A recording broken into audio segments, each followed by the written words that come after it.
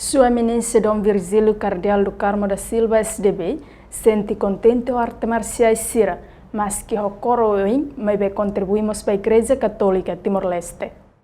Sua Eminência Dom Virgílio Cardeal do Carmo da Silva SDB ratou mensagem durante a homilia e a celebração missa agradecimento e a tacitolo dele terça-feira lorong setembro tinang.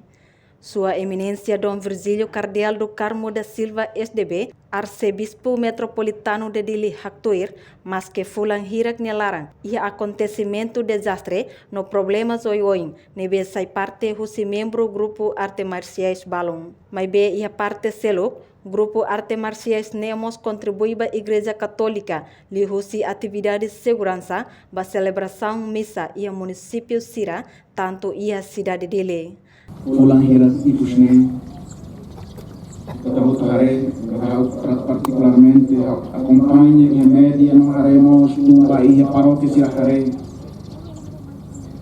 ativa organização arte marciais da Fatimbar harei katabus uniforme olhoni aku participamos da atividade era unemos nação ini karena ilha paróquia para harei hari Assembleia como acredita hoje estão por para ali mas sai pessoalmente eu contente ainda hari mas hoje estava muito kalau kita sai optilio tentang força. A reportagem é da Xaviera Celeste de Jesus Televisão Timor Post.